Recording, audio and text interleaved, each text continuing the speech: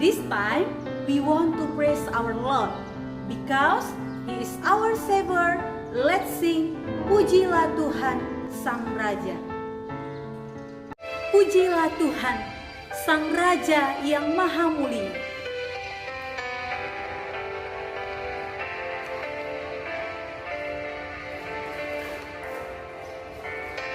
Pujilah Tuhan Sang Raja yang Maha Mulia.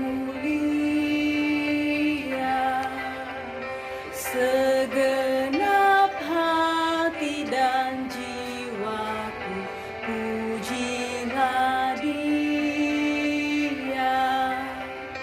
Datang berkat, berilah musikmu bergaung, angkatlah puji-pujian.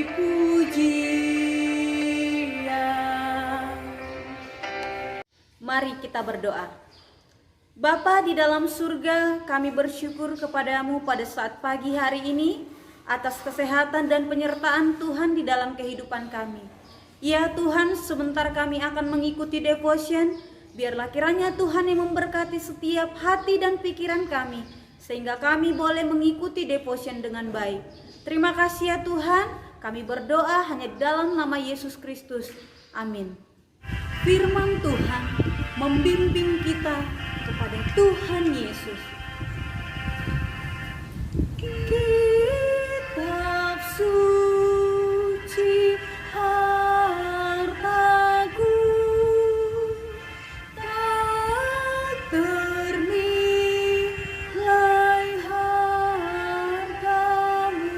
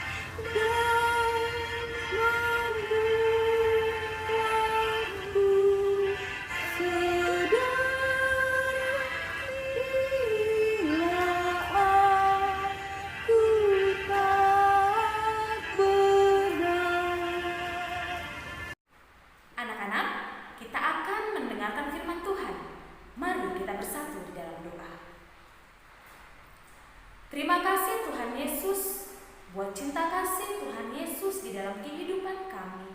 Terima kasih kami boleh ada hingga sampai pada pagi hari ini. Itu semua karena anugerah Tuhan. Tuhan Yesus, sebentar kami akan mendengarkan firman-Mu. Mari berkati setiap hati dan pikiran kami, sehingga kami boleh bersungguh-sungguh untuk mendengarkan firman-Mu, sehingga kami bisa mengaplikasikannya di dalam kehidupan kami sehari-hari. Hanya dalam nama Tuhan Yesus kami mengucap syukur dan berterima kasih kepadamu. Amin. Anak-anak, firman Tuhan pada pagi hari ini tertulis dari Keluaran 12 ayat 1 sampai 11. Mari kita sama-sama untuk membacanya. Tentang perayaan Paskah. Berfirmanlah Tuhan kepada Musa dan Harun di tanah Mesir. Bulan inilah akan menjadi permulaan segala bulan bagimu. Itu akan menjadi bulan pertama bagimu tiap-tiap tahun. Katakanlah kepada segenap jemaah Israel, pada tanggal 10 bulan ini, diambillah oleh masing-masing seekor anak domba, menurut kaum keluarga, seekor anak domba untuk tiap-tiap rumah tangga. Tetapi, jika rumah tangga itu terlalu kecil jumlahnya untuk mengambil seekor anak domba, maka ia bersama-sama dengan tetangganya yang terdekat, ke rumahnya haruslah mengambil seekor, menurut jumlah jiwa tentang anak domba itu. Kamu buatlah perkiraan menurut keperluan tiap-tiap orang. Anak dombamu itu harus jantan, tidak bercela, berumur setahun. Kamu boleh ambil domba atau kambing. Kamu harus mengurungnya sampai hari yang ke-14 bulan ini. Lalu seluruh jemaah Israel yang berkumpul harus menyembelihnya pada waktu senja. Kemudian dari darahnya haruslah diambil sedikit pada ambang atas, pada rumah-rumah di mana orang memakannya. Dagingnya harus dimakan mereka pada malam itu juga. Yang dipanggang mereka harus makan dengan roti yang tidak beragi beserta sayur pahit. Janganlah kamu memakannya mentah atau direbus dalam air. Hanya dipanggang di api, lengkap kepalanya dan betisnya dan isi perutnya. Janganlah kamu ditinggalkan apa-apa dari daging itu sampai pagi. Apa yang tinggal sampai pagi, kamu bakarlah habis dengan api. Dan beginilah kamu memakannya.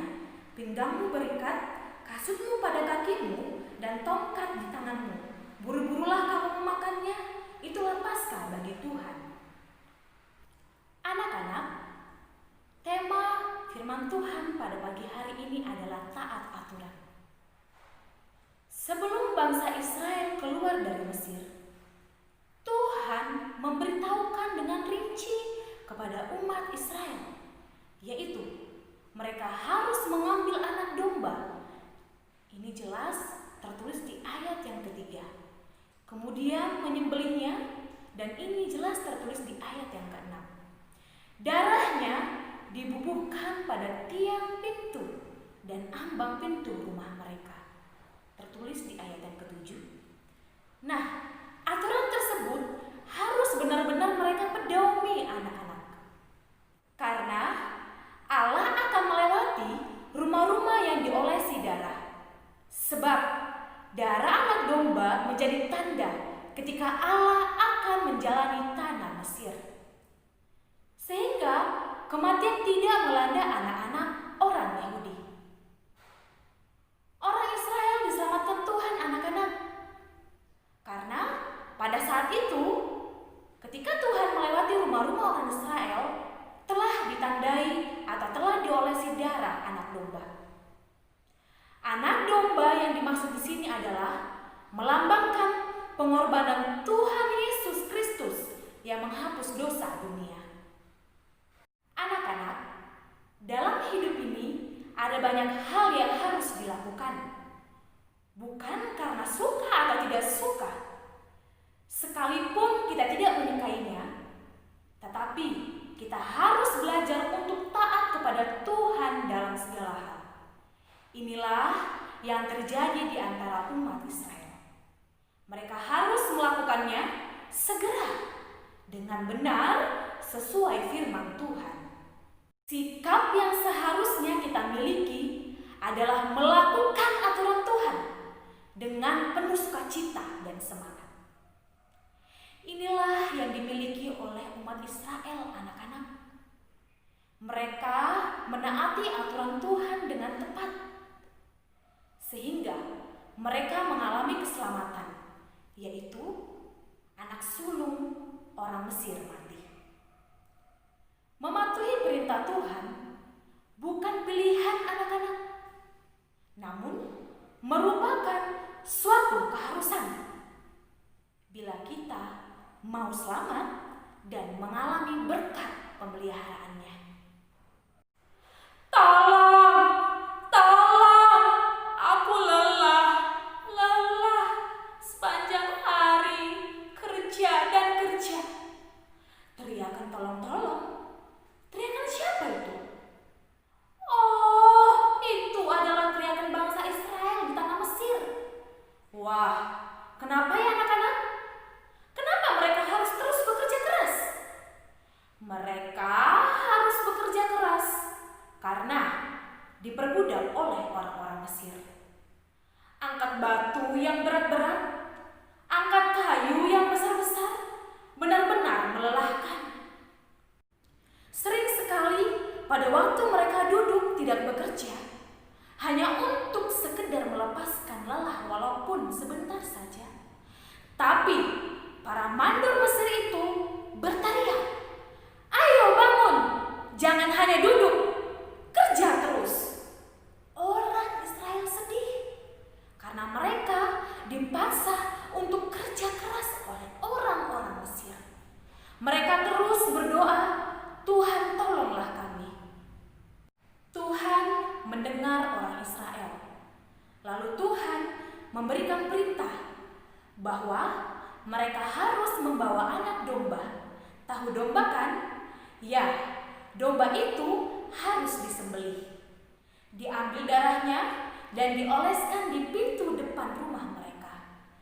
Apa yang dilakukan orang Israel juga melambangkan pengorbanan Tuhan Yesus sebagai anak domba Allah yang menghapus dosa dunia dengan darahnya.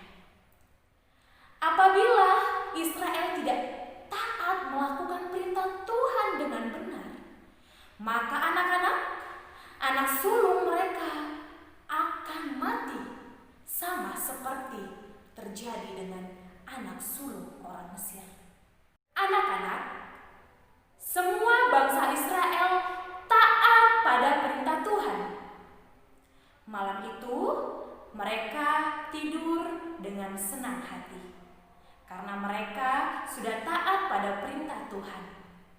Melalui Musa, Tuhan memimpin bangsa Israel keluar dari tanah Mesir, sehingga mereka bebas dari penderitaan di tanah Mesir.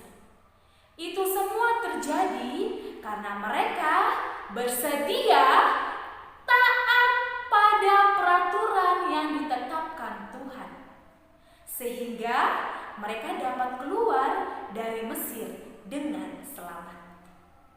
Anak-anak, marilah kita belajar taat mengikuti semua peraturan yang berlaku dalam kehidupan, baik di rumah, di sekolah, di jalan raya, atau bahkan di tempat umum. Seperti sekarang ini, kita diwajibkan jika keluar rumah menggunakan masker, mencuci tangan, bahkan menjaga jarak.